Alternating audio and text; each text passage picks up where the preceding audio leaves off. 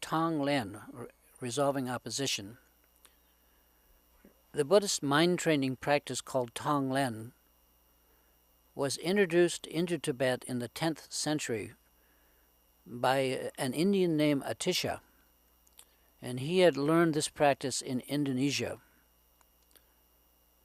And Tong-Len practice is most often associated with a text by Chekawa Yeshe Dorje, who lived from 1101 to 1175 AD. And the text was called The 7 Points of Mind Training. And it includes some 59 slogans, which are pithy aphorisms that can be meditated on. And the slogans alone are very remarkable. The first time I read them, I immediately felt that they were essentially truths. The Tong-Len practice itself is about taking and sending, breathing in and breathing out. And it's typically introduced by asking the practitioner to breathe in all of the suffering in the world and somehow take it on inside oneself, absorb it, and then breathe back out on the out-breath all of the goodness that we have within us. And we continue to do this until some kind of equalization occurs.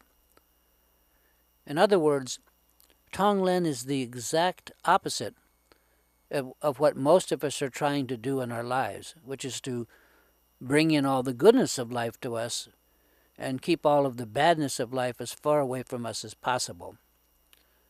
So Tong-Len is a paradigm or a prime example of how Tibetan Vajrayana Buddhist psychology functions. And, it's a brilliant technique. I should say probably a few words about why Tong-Len may be easier for us to learn than other forms of meditation here in the West. For one, unlike just sitting meditation where we have scores and scores of kinds of it, there are few variations in the West at this point for Tong-Len practice. As I mentioned, that with traditional sitting meditation, there are literally hundreds of practices that are referred to as meditation. And most of them are not traditional or authentic, historically speaking. And yet everyone seems to be getting something out of each one of them. So it makes it very difficult to say to someone, wouldn't you like to learn the traditional, the tried and true form of meditation that people like the Buddha did? I just find that doesn't go down well, even though it may be clear to me, or I get by appearances, that they're getting nowhere with whatever it is that they're doing. And because meditation in this country is considered, quote, spiritual, unquote, and thus highly personal, we just don't question someone's spirituality, even though this kind of behavior would never fly in a real practice-oriented Eastern society like Tibet. Someone would insist on making sure you knew what to do and that you did it correctly.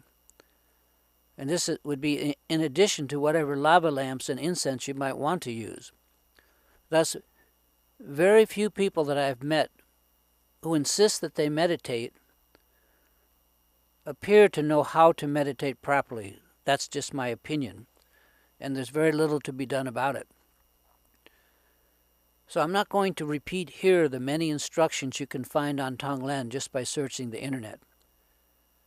Instead, I want to focus here on Tong-Len as a means for disarming our habitual preoccupation with ourself and effectively weakening this habitual identification with ourself, and thus causing the self, or our sense of self, to gradually become more transparent to us, to the point where we can recognize our true awareness shining through from behind the self. And Tong-Len actually really works. So yes, By all means, do the traditional Tong-Len practice with the object of focus being all the suffering you can imagine in the world. This is totally good, of course, but it also can be somewhat abstract, and it's not so much of our day-to-day experience, like what we actually bump into as we go about our life. What I am saying is that in addition to that practice, let's also get a little more real, a little closer to home. Tong-Len is a practice that confronts our habitual duality of thinking in terms of subject and object. The I or me in here and the they and the them somewhere out there. Tong-Len gradually resolves that difference, neutralizes it.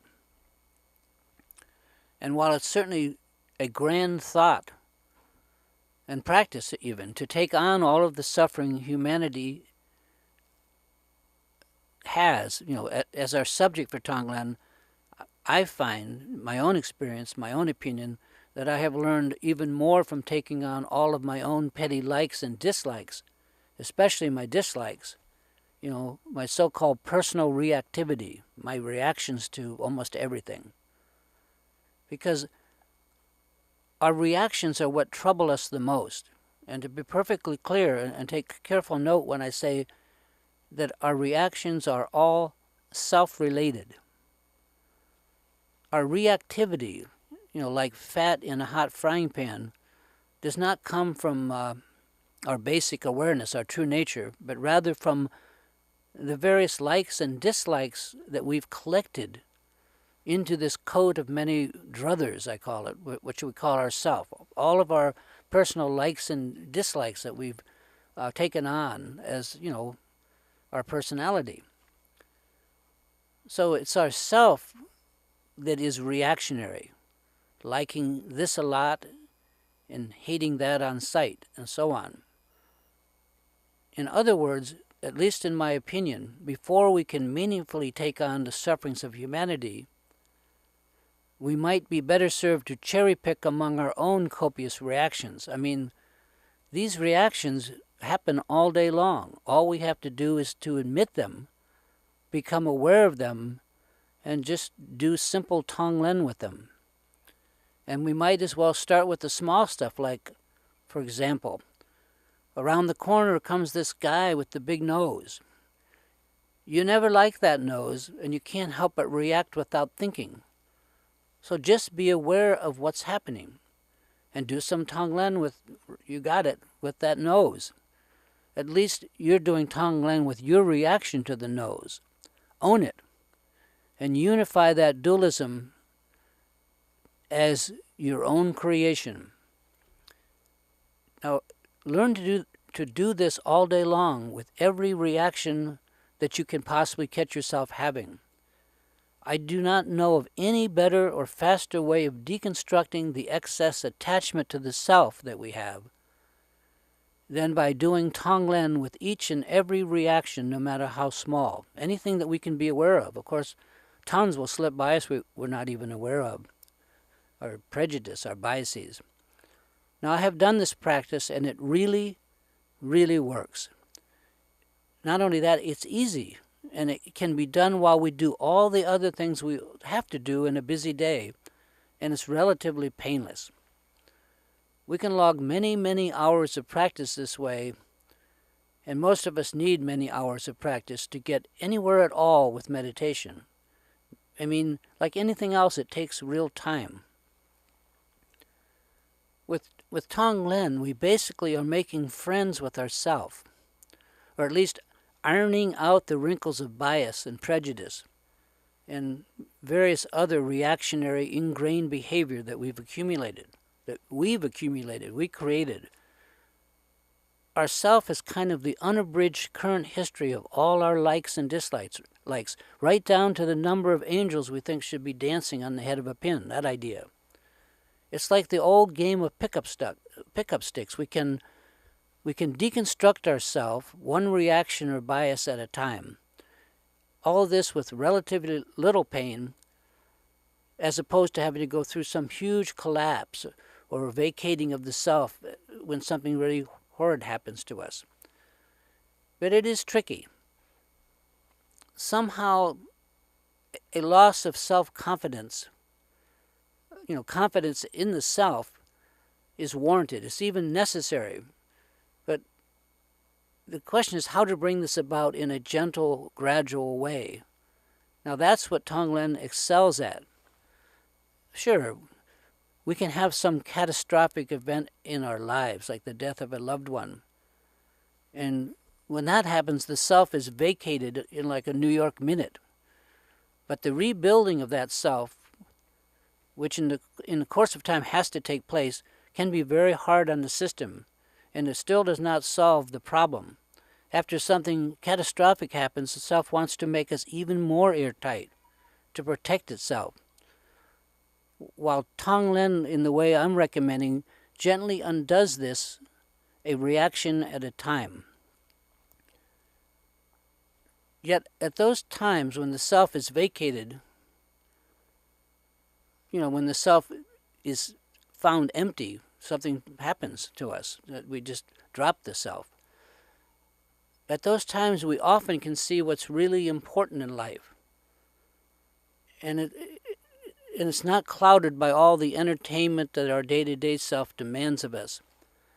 Self-transparency is pretty much required for spiritual awareness. It's the sine qua non for awakening. So there you have the basic idea.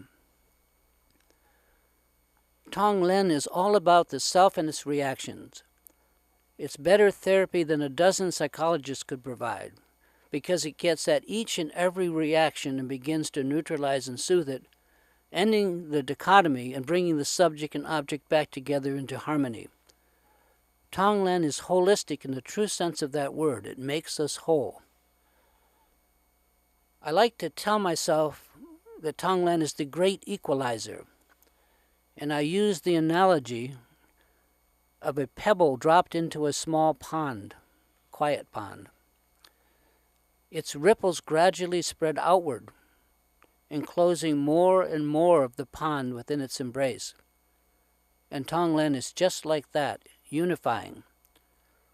As we acknowledge and make friends with more and more of our reactions, we identify or begin to identify more and more with the world around us, and not just with or through the lens of ourself, as we habitually are used to. And in the process, we see that the filter of the self distorts our view of life enormously, and that by thinning out the attachments that we have, removing them one by one, the self gradually becomes more transparent. We even begin to see through it, and on to the awareness that we actually are, which is our true nature, and that starts to shine through. Once we begin to recognize our true nature, we're really good to go, which simply means we don't need help because we perceive how this self thing works.